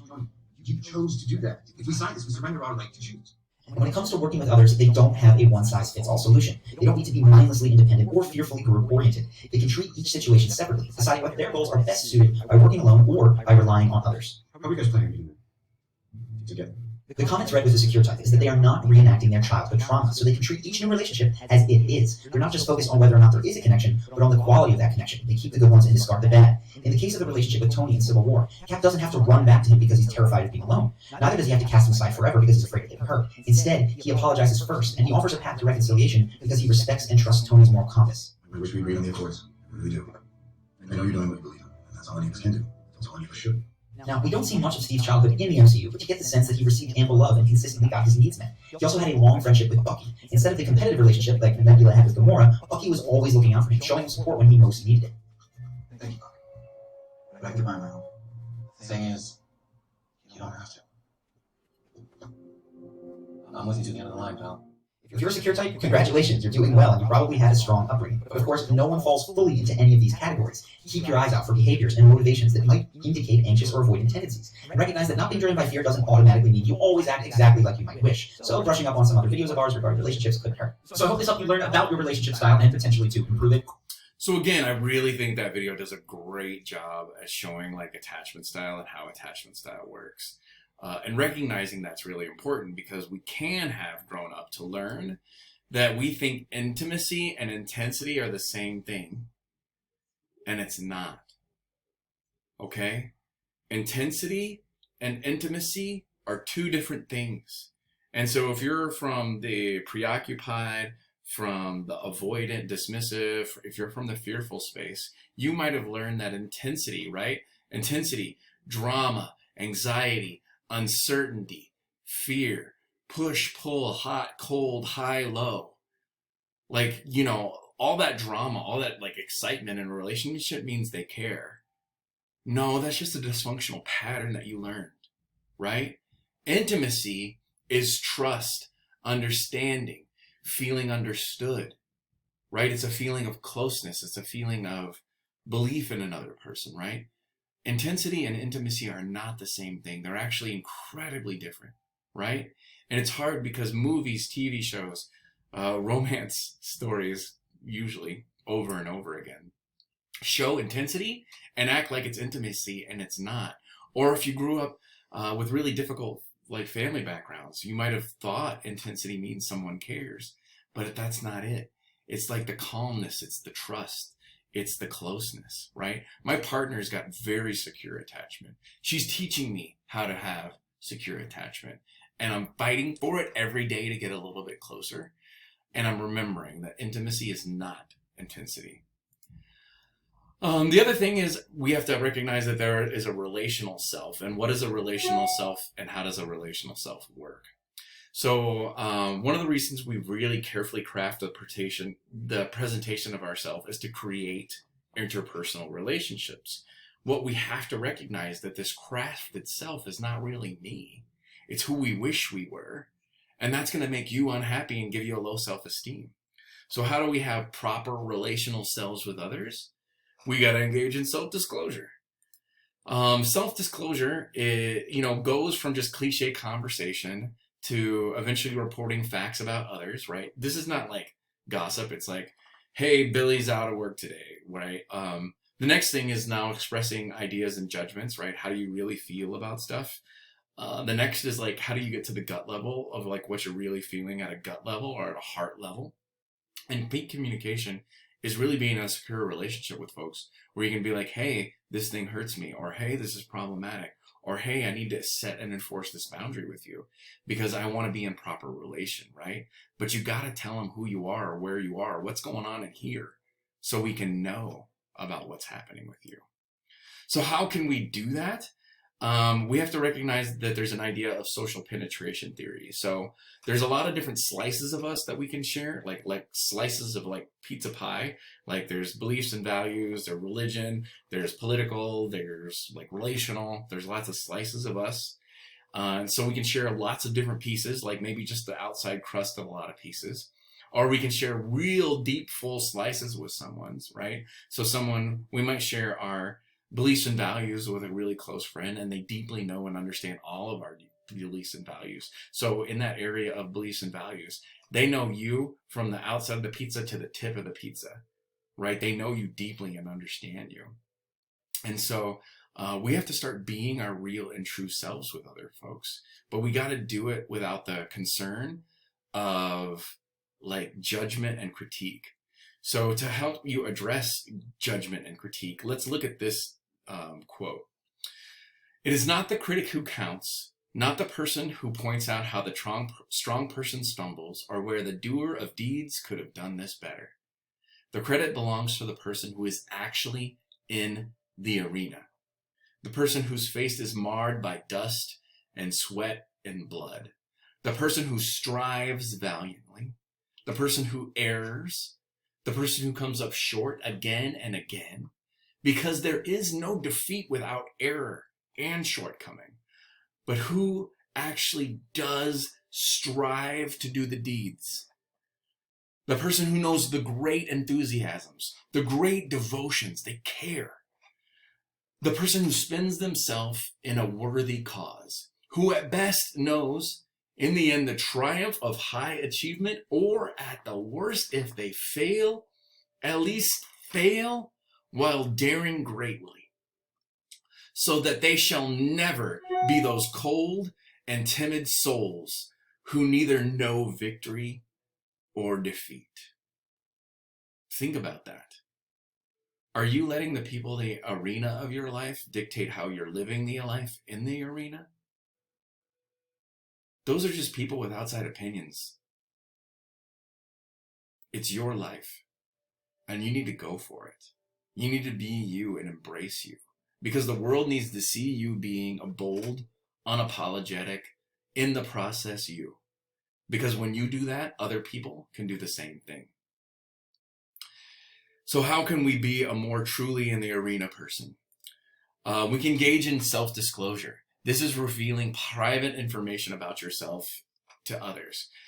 This process of self-disclosure is the closest that we feel with others when we self-disclose and we engage in the responsiveness of the listeners. When I was here last time and we talked and you asked me deep questions about like listening and being listened to, and you shared those like tender, scared parts of you, you were doing some self-disclosure, and self-disclosure always brings us closer, right? When you share your soft, scared underbelly with others, it creates an opportunity for you to be your real self. And like, I don't want to know your representative. I want to know you. And like recognizing that there is something that happens in the knowing of you is really important. So how do we disclose with others? Self-disclosure varies across cultures. Sometimes it happens more quickly online. There's an idea called strangers on the train, and this is where we can disclose ourselves very deeply to someone that we maybe will never see again because like there's no social cost to them knowing our vulnerable parts. But when we disclose ourselves, it promotes mental health. It makes us more mentally healthy. It makes us more calm. It makes us more confident. It makes us more secure. And then also, to really improve our self-disclosure, what we want to do is really know ourselves. We really want to deeply and know and understand who our audience is. Who are we talking to, right? We also can't force self-disclosure on others. We can only like choose to self-disclose what we're comfortable with and know that our disclosure with others allows for the opportunity for their disclosure to happen to us. But we can't expect it. We have to hope for it, right? Don't assume like one gender will do it and another gender won't. Be aware though that there are cultural differences. Like some people are not comfortable talking about certain things. And when it comes time to disclose and be your real self with others, you gotta do it slowly. It's a slow process. It's not something you immediately do. And so we have to see and recognize that process with others. So seeing and understanding this, I think, is also deeply important. So with that, we're going to watch this really quick video about how to be better at improving our communication skills around self-disclosure and what that might feel or look like. The most basic and positive interpersonal communication practices that we have is called self-disclosure. Self-disclosure is the process of sharing intimate or personal information or personal ideas with our partner. So the first thing we know about building a better interpersonal relationship is engage in timely and appropriate acts of self-disclosure. Now, there are some ways of doing that. We don't just walk up to a stranger on the street and say, oh, you know, I really like peanut butter and jelly sandwiches, but I'm allergic to peanut butter, and then tell a long story about how you were recently hospitalized. That would seem strange because the person that you don't know very well would wonder why those kinds of intimate details are being shared with this other person. But interpersonal relationships grow in intimacy through the communicative act of self-disclosure. So here's a couple of things to keep in mind when engaging in self-disclosure. Really, there's 4 things that you want to keep in mind. First, you should be other-centered when you disclose. Think about how the details you are disclosing will affect your partner. As you're disclosing, are you disclosing just to meet your own needs? In other words, do you need to tell someone something just because you'll feel better to tell them? Or will your act of disclosure cause your partner to be uncomfortable, or will it cause them to share details in return? You don't want to be just disclosing just for the sake of disclosing. I'm sure if you're watching this, you must have met someone who shares too much detail about their life and tells you too much information too soon. That's inappropriate self-disclosure. Second, in any relationship, be careful not to reveal too much too soon. Self-disclosure is incremental in effective interpersonal relationships. So you don't tell everyone your life story in one night, despite the fact that that's probably a romantic comedy someplace where that happens. We don't want to reveal too much too soon because that will create a kind of awkwardness in the relationship you're building or maintaining interpersonally.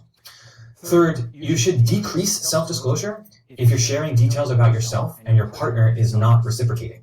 So if you find yourself telling your partner or someone about some things in your life that are important or intimate, and your partner is not reciprocating and not saying anything in response, that's a sure sign that you need to stop the act of self-disclosure.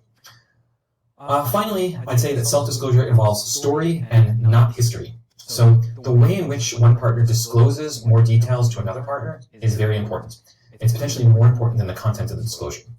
Content can lose its intimacy in the manner of the telling. So history is the manner of self-disclosure that's detached, and one partner deals with himself or herself as an object and not as an involved subject.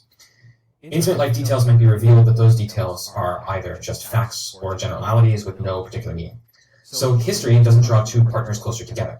Story, on the other hand, is an invitation from one partner to the other partner to become closer.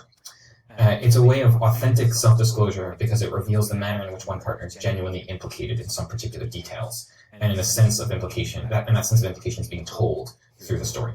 So self-disclosure involves story and not history. It's a way of suggesting that it's an invitation for the partner to respond to those details. We should all tell our partner stories that request a response, not histories that are bland kind of sort of recountings of the facts. So when you tell a story, you are expecting a response from the other partner. So engage in timely and appropriate forms of self-disclosure. It's a critical component to building interpersonal relationships and becoming a better partner.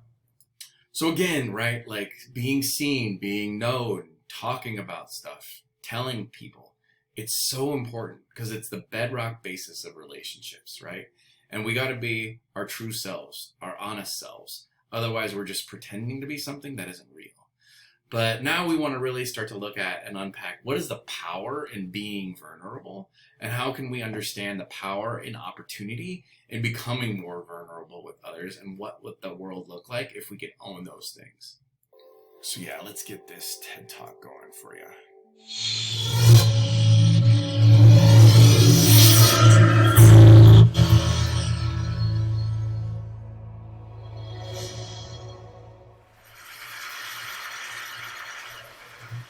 So I'll start with this. A couple years ago, an event planner called me because I was going to do a speaking event. She said, I'm really struggling with how to write about you on the little flyer. And I thought, well, what's the struggle? And she said, well, I saw you speak, and I'm going to call you a researcher, I think, but I'm afraid if I call you a researcher, no one will come because they'll think you're boring and irrelevant. And I was like, okay. And she said, but the thing I liked about your talk is, you're a storyteller, so I think what I'll do is just call you a storyteller. And of course, the academic, insecure part of me was like, you're going to call me a what? And she said, I'm going to call you a storyteller. And I was like, oh, why not Magic Pixie? I was like, let me think about this for a second. And so I tried to call deep on my courage. And I thought, I am a storyteller. I'm a qualitative researcher. I collect stories. That's what I do. And maybe stories are just data with a soul, and maybe I'm just a storyteller. So I said, you know what? Why don't you just say I'm a researcher storyteller? And she went, there's no such thing. So I'm a researcher storyteller. And I'm going to talk to you today. We're talking about expanding your perception. And so I want to talk to you and tell some stories about a piece of my research that fundamentally expanded my perception and really actually changed the way that I live and love and work and parent. And this is where my story starts. When I was a young researcher, doctoral student, my first year I had a research professor who said to us, here's the thing, if you cannot measure it, it does not exist. And I thought he was just sweet-talking me. I was like, really? And he's like, absolutely. So you have to understand that I have a bachelor's in social work, a master's in social work, and I was doing my PhD in social work. So my entire academic career was surrounded by people who kind of believed in the life's messy, love it, and I'm more of the life's messy, clean it up, organize it, and put it into a bento box. And so to think that I had found my way, to found a career that takes me, really one of the big sayings in social work is lean into the discomfort of the work. And I'm like, knock discomfort upside the head and move it over and get all A's. That was my mantra. So I was very excited about this. And so I thought, you know what? This is the career for me. Because I am interested in some messy topics, but I want to be able to make them not messy. I want to understand them. I want to hack into these things that I know are important and lay the code out for everyone to see. So where I started was with connection. Because by the time you're a social worker for 10 years, what you realize is that connection is why we're here. It's what gives purpose and meaning to our lives. This is what it's all about. It doesn't matter whether you talk to people who work in social justice and mental health and abuse and neglect. What we know is that connection, the ability to feel connected, is neurobiologically, that's how we're wired, it's why we're here. So I thought, you know what, I'm going to start with connection. Well, you know that situation where you get an evaluation from your boss and she tells you 37 things that you do really awesome and one thing that you have an opportunity for growth. And all you can think about is that opportunity for growth, right? Well, apparently this is the way my work went as well, because when you ask people about love, they tell you about heartbreak. When you ask people about belonging, they'll tell you their most excruciating experiences of being excluded. And when you ask people about connection, the stories they told me were about disconnection. So very quickly, really about 6 weeks into this research, I ran into this unnamed thing that absolutely unraveled connection in a way that I didn't understand or had never seen. And so I pulled back out of the research and thought, I need to figure out what this is. And it turned out to be shame. And shame is really easily understood as the fear of disconnection. Is there something about me that if other people know it or see it, that I won't be worthy of connection? The things I can tell you about it, it's universal. We all have it. The only people who don't experience shame have no capacity for human empathy or connection. No one wants to talk about it, and the less you talk about it, the more you have it. What underpinned this shame, this I'm not good enough, which we all know that feeling. I'm not blank enough. I'm not thin enough, rich enough, beautiful enough, smart enough, promoted enough. The thing that underpinned this was excruciating vulnerability. This idea of, in order for connection to happen, we have to allow ourselves to be seen, really seen. And you know how I feel about vulnerability. I hate vulnerability. And so I thought, this is my chance to beat it back with my measuring stick. I'm going in. I'm going to figure this stuff out. I'm going to spend a year. I'm going to totally deconstruct shame. I'm going to understand how vulnerability works. And I'm going to outsmart it. So I was ready. And I was really excited. As you know, it's not going to turn out well. You know this. So I can tell you a lot about shame, but I'd have to borrow everyone else's time. But here's what I can tell you that it boils down to. And this may be one of the most important things that I've ever learned in the decade of doing this research. My 1 year turned into 6 years, thousands of stories, hundreds of long interviews, focus groups. At one point, people were sending me journal pages and sending me their stories, thousands of pieces of data, in 6 years. And I kind of got a handle on it. I kind of understood this is what shame is, this is how it works. I wrote a book, I published a theory that something was not okay. And what it was is that if I roughly took the people I interviewed and divided them into people who really have a sense of worthiness, that's what this comes down to, a sense of worthiness. They have a strong sense of love and belonging. And folks who struggle for it, and folks who are always wondering if they're good enough. There was only one variable that separated the people who have a strong sense of love and belonging and the people who really struggle for it, and that was the people who have a strong sense of love and belonging believe they're worthy of love and belonging. That's it. They believe they're worthy. And to me, the hard part of the one thing that keeps us out of connection is our fear that we're not worthy of connection, was something that personally and professionally I felt like I needed to understand better. So what I did is I took all of the interviews where I saw worthiness, where I saw people living that way, and just looked at those. What do these people have in common? And I have a slight office supply addiction, but that's another talk. So I had a manila notebook, a manila folder, and I had a Sharpie, and I was like, what am I going to call this research? And the first words that came to my mind were wholehearted. These are kind of wholehearted people living from this deep sense of worthiness. So I wrote at the top of the manila folder, and I started looking at the data. In fact, I did it first in this in a 4-day, very intensive data analysis where I went back, pulled these interviews, pulled the stories, pulled the incidents. What's the theme? What's the pattern? My husband left town with the kids because I always go into this kind of Jackson Pollock crazy thing where I'm just like writing and going and kind of just in my researcher mode. And so here's what I found. What they had in common was a sense of courage.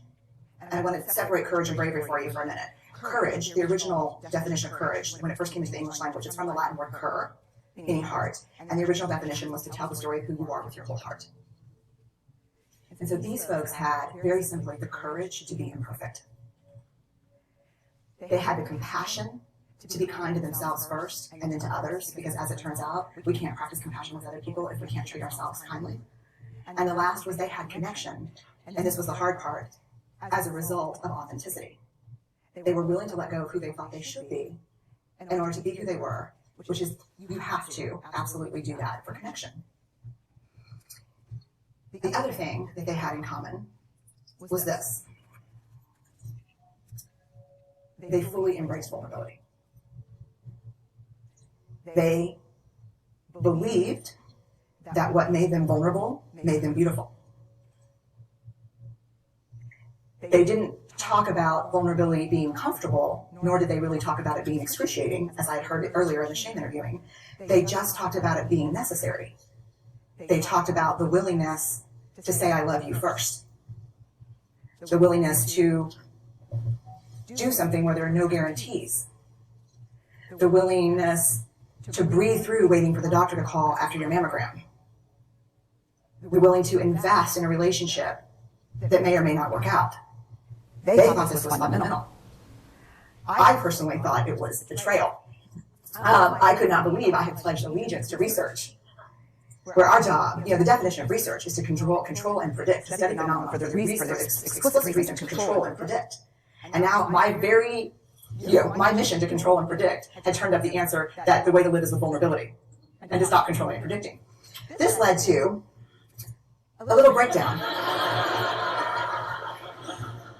which actually looked more like this. And it did. It led to I call it a breakdown, my therapist calls it a spiritual awakening. Spiritual awakening sounds better than breakdown, but I assure you it was a breakdown. And I had to put my data away and go find a therapist. Let me tell you something. You know who you are when you call your friends and say, I think I need to see somebody. Do you have any recommendations? Because about 5 of my friends are like, woo, I wouldn't want to be your therapist. And I was like, what does that mean? And they're like, I'm just saying, don't bring your measuring stick. Okay. So I found a therapist. My first meeting with her, Diana, I brought in my list of the way the wholehearted live.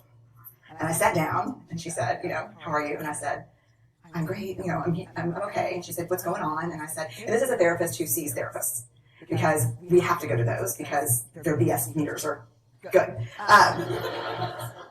And so I said, here's the thing, I'm struggling. And she said, what's the struggle? And I said, well, I have a vulnerability issue. And, and I know that vulnerability is kind of the core of shame and fear and our struggle for worthiness, but it appears that it's also the birthplace of joy, of creativity, of belonging, of love. And I think I have a problem. And I need some help. And I said, but here's the thing, no family stuff, no childhood shit. I just need some strategies.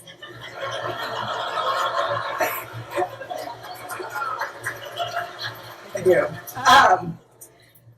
So she goes like this. And then I said, it's bad, right? She said, it's neither good nor bad. It just is what it is. And I said, oh my God, this is going to suck. And it did, and it didn't. And it took about a year. And you know how there are people that, like, when they realize that vulnerability and tenderness are important, that they kind of surrender and walk into it? A, that's not me. And B, I don't even hang out with people like that. For me, it was a year-long street fight. It was a slugfest. Vulnerability pushed, I pushed back. I lost the fight, but probably won my life back.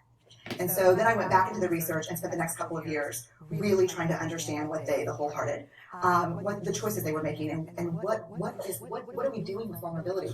Why do we struggle with it so much? Am I alone in struggling with vulnerability? No. So this is what I learned. We numb vulnerability. When we're waiting for the call, it was funny, I sent something out on Twitter and on Facebook that says, how would you define vulnerability? What makes you feel vulnerable? And within an hour and a half, I had 150 responses. Because I wanted to know, what's out there. Having to ask my husband for help because I'm sick and we're newly married. Initiating sex with my husband. Initiating sex with my wife. Being turned down. Asking someone out. Waiting for the doctor to call back. Getting laid off. Laying off people. This is the world we live in. We live in a vulnerable world. And one of the ways we deal with it is we numb vulnerability. And I think there's evidence. And it's not the only reason this evidence exists, but I think that it's a huge cause. We are the most in debt, obese, addicted, and medicated adult cohort in U.S. history. The problem is, and I learned this from the research, that you cannot selectively numb emotion. You can't say, here's the bad stuff. Here's vulnerability, here's grief, here's shame, here's fear, here's disappointment. I don't want to feel these. I'm going to have a couple of beers and a banana nut muffin. I don't want to feel these. And I know that's knowing laughter. I hack into your lives for a living. I know that's, God. You can't numb those hard feelings without numbing the other affects or emotions. You cannot selectively numb. So when we numb those, we numb joy. We numb gratitude. We numb happiness. And then we are miserable and we are looking for purpose and meaning. And then we feel vulnerable. So then we have a couple of beers and a banana nut muffin. And it becomes this dangerous cycle. One of the things that I think that we need to think about is why and how we numb. And it doesn't just have to be addiction. The other thing we do is we make everything that's uncertain certain. Religion has gone from a belief in faith and mystery to certainty. I'm right, you're wrong, shut up. That's it. Just certain. The more afraid we are, the more vulnerable we are, the more afraid we are. This is what politics looks like today. There's no discourse anymore. There's no conversation. There's just blame. You know what blame is described in the research? A way to discharge pain and discomfort. We perfect. If there's anyone who wants their life to look like this, it would be me. But it doesn't work, because what we do is we take fat from our butts and put it on our cheeks. Which just, I hope in 100 years people will look back and go, wow. And we perfect, most dangerously, our children. Let me tell you what we think about children. They're hardwired for struggle when they get here. When you hold those perfect little babies in your hand, our job is not to say, look at her, she's perfect. My job is just to keep her perfect, make sure she makes the tennis team by 5th grade and yell by 7th grade. That's not our job. Our job is to look and say, you know what? You're imperfect and you're wired for struggle, but you are worthy of love and belonging. That's our job. Show me a generation of kids raised like that, and we'll end the problems I think that we see today. We pretend that what we do doesn't have an effect on people. We do that in our personal lives. We do that corporate, whether it's a bailout, an oil spill, a recall. We pretend like what we're doing doesn't have a huge impact on other people. I would say to companies, this is not our first rodeo, people. We just need you to be authentic and real and say, we're sorry, we'll fix it. But there's another way, and I'll leave you with this. This is what I found. To let ourselves be seen. Deeply seen. Vulnerably seen. To love with our whole hearts, even though there's no guarantee.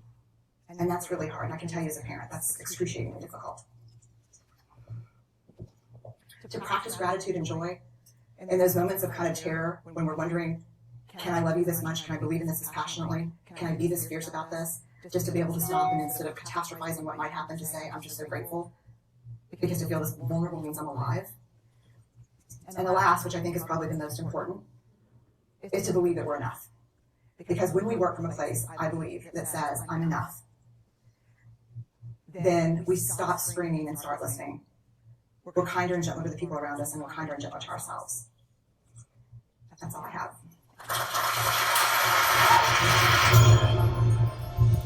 So you may have seen that, but again, like, it really connects so well with everything that we're talking about and unpacking here. And so how can I help you with being okay that you're not perfect and that you're imperfect and that you're in the process of becoming who I want you to see, that you're becoming who I want you to move to? Simply just admit your faults. You know, like, you're not good at everything. You have weaknesses with stuff. You need help with things. It's okay. If you make a mistake, own it. Say you made a mistake, right? There's a difference between shame. Shame is I am bad, and guilt, I did something bad. right? You should have guilt over doing something bad and make a mistake and say you're sorry. And don't just say you're sorry. Do different now that you know different. Like, I think in the US, we just make it enough that we're saying I'm sorry, but like, it's not just sorry. There needs to be reconciliation and restitution, right? How do you get the relationship back to where it was before the mistake? Allow yourself to be seen and known. Share your struggles. Talk about what you're working on. Talk about how you're in the process, right? Like, if we can share that we're in the process of becoming, we make it easier for everybody else to be becoming too. Attempt to be your true self more often. Like, be authentic, be who you really are, right? Being you allows others to also be themselves. And then that gives them the space and opportunity to embrace their faults, right? And then we want to focus on growth. We want to focus on effort. We want to focus on investing who we want to be, or this concept that I've been talking to you about this entire time about becoming. So lastly, how can we better understand this idea of becoming, and how can we have how can we move from a fixed mindset to a growth mindset? And this will be our final video, and then how I can communicate this concept of becoming and how you can be a calm, confident leader by recognizing you are becoming your best self too. Last video and then final thoughts.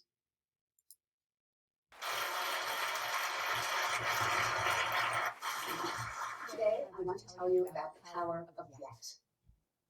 I learned in high school in Chicago where students had to pass 84 units to graduate, and if they didn't pass, they got the grade not yet.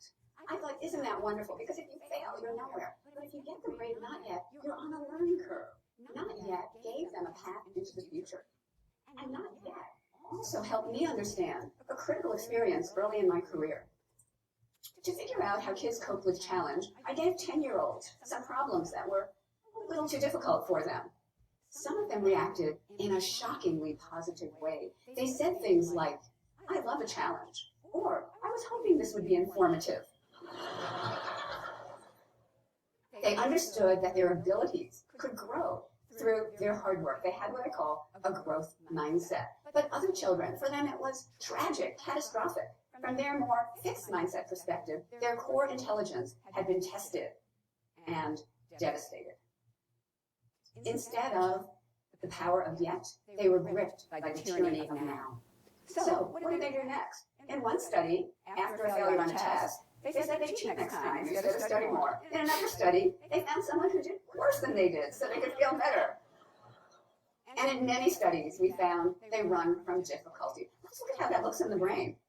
Motionless colleagues measured from the brain as kids encountered errors. Processing the error shows up in red. If you look at the fixed mindset brain on the left, nothing is happening. But if you look at the growth mindset brain on the right, it's on fire with yet. They're processing the error deeply, learning from it, and correcting it. So, how are we raising our kids? Are we raising them for now or for yet? Are they focused on the next A or test score instead of dreaming big? Instead of thinking about what they want to be and how they want to contribute to society? And if they are too focused on A's and test scores, are they going to carry this with them into the future? Maybe, because many employers are coming to me and saying, we've already created a generation of young workers who can't get through the day without an award. So, what can we do? How can we build that bridge to yet? First, we can praise wisely. Our research shows that when we praise kids for the process they engage in, their hard work, their strategies, their focus, their perseverance, they learn that challenge seeking, they learn that resilience. Praising talent, praising intelligence makes them vulnerable. There are other ways of rewarding yet. We teamed up with game scientists at the University of Washington to create a math game, Brain Points. The typical math game rewards right answers right now, but not brain points. We rewarded process and the learning curve, so effort, strategy, and progress. The Brain Points game created more sustained learning and greater perseverance than the standard game.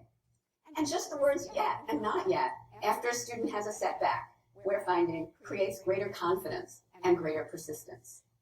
We also can change students' mindsets directly. In one study, we taught students that every time they pushed out of their comfort zone to learn something really, really hard and they stuck to it, the neurons in their brain could form new, stronger connections, and over time, they could become smarter. Those who learned this lesson showed a sharp increase in their grades. Those who did not showed a decrease. We have done this with thousands of students now across the country with similar results, especially for struggling students. So let's talk about equality. In our country, there are groups of kids who chronically show poor performance, and many people think that's inevitable. But when educators create growth mindset environments steeped in yet, equality can happen. Let me just give you a few small examples. One teacher took her Harlem kindergarten class, many of whom could not hold a pencil for the first month. Through daily tantrums, she took them to the 95th percentile on the National Achievement Test. That same teacher took a 4th grade class in the South Bronx, way behind. She took them to the top of New York State on the state math test. That teacher is a Stanford grad, and she's here today.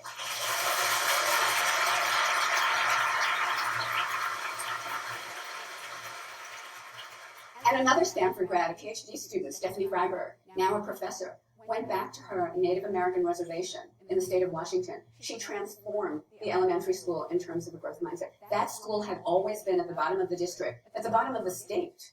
Within a year to a year and a half, the kindergartners and first graders were at the top of the district in reading and reading readiness. That district contained affluent sections of Seattle, so the reservation kids outdid the Microsoft kids. And they did it because learning a growth mindset transformed the meaning of effort and difficulty. It used to mean they were dumb, and now it means they had a chance to get smarter. Difficulty just meant not yet. Last year, I got a letter from a 13-year-old boy. He said, "Dear Professor Dweck, I read your book already. I like the fact that it was based on sound scientific research. That's why I decided to test out your growth mindset principles in 3 areas of my life. As a result, I'm earning higher grades. I have a better relationship with my parents. I have a better relationship with the other kids at school. I realize I've wasted most of my life." Let's not waste any more lives, because the more we know that basic human abilities can be grown, the more it becomes a basic human right for kids, all adults, to live in environments that create that growth, to live in environments filled, overflowing with yet. She does such a good job with that, right? Not yet, and being okay with being in the process. That's really what it's all about, right? So let me synthesize all this stuff, because we're at an hour and 45 minutes almost, right? So think of who you are not as fixed notions, rather than who are you with verbs, right? How would you describe who you are with what you do? And how would you better use verbs to describe who we are and what we do? And how can we describe, when we're leading, right, what are the verbs that we could use to help people, to show people how to be by doing, right? Feel free to talk about not yet, right? Like, I'm not yet the leader I want to be, but I'm working on it. I'm not yet comfortable with my self-esteem, but I'm in the process. I'm not yet, whatever, right? Like, how can you say I'm not yet, but, and then say the thing that you're doing that's getting you to where you want to go, right? How can you share your not yet, but I am, right? Talk about who you used to be. Talk about the times you failed. Talk about the times you made a mistake. Talk about how, you know, I made the same error too. I wasn't always the person that you see in front of you, right? Especially if you're a leader, they need to know you're human, because what they assume is you're superhuman all the time and you never make mistakes, right? I self-disclose. I was a fearful attachment style. I had to heal my way into this thing, but that gives everybody that's avoidant, dismissive, fearful, the opportunity of learning from me, because I had to claw my way back with my becoming, right? Be vulnerable with your past as well as your current faults. I know you didn't mean it, but it doesn't mean you're bad. It just means you made a mistake, right? Talk about your missteps. Talk about your breakdowns. Talk about the errors, and it's okay to make errors. It's about, you know, it's not win or lose, it's win or learn. If you can't even talk about that it was a, you know, we made a mistake, you can't learn from that mistake. Talk about how and what you learned. Every opportunity of failure is an opportunity about how do we do this differently and how do we do this better? How do we embrace failure as an opportunity to learn and do differently, right? And it's okay to be on the way. It's okay to be on the way to. It's okay to be becoming. It's okay to be not yet, right? And remember that idea, right? I want you to hug yourself. Hug your highest and most enlightened being. Now cross your arms and hug your evil twin. You are both people. You need to learn how to embrace and love both of them, right? And that we are in the process. We all know what it feels like to be around that calm, confident leader, right? That person that was never upset, never mad, never yelled, never screamed. They had a calm sense of assuredness, and we loved working for that person. What I'm asking you is how can you engage on a process of becoming that person? What are you doing? What are your action-based words that are helping you become this calm, confident leader that we've been talking about? So with that, Affiliated Dermatology, it has been a pleasure. I'm so excited about the opportunity that we'll have, hopefully, to get together on December 2nd. And if you were together with me on December 2nd, I hope this opportunity to rehear this information was of value and important to you, because I really feel like us being this from the inside out creates the workspaces and environments we all want to be in. And it's really how can we hold each other mutually accountable to become our best, highest self, knowing that some days our evil twin's going to show up and it's just going to be part of the deal, right? There's hope and help. There's hope and help for all of us. It's all possible. We just need to hold each other mutually accountable to become our best selves. With that, thank you so much. I don't know about like any future sessions, but I'm hoping there'll be the opportunity to talk and teach you in 22 because, like I said, you are some of my favorite clients, and I very, very much enjoyed this opportunity. With that, be blessed, be well, and hopefully you have a fantastic 22.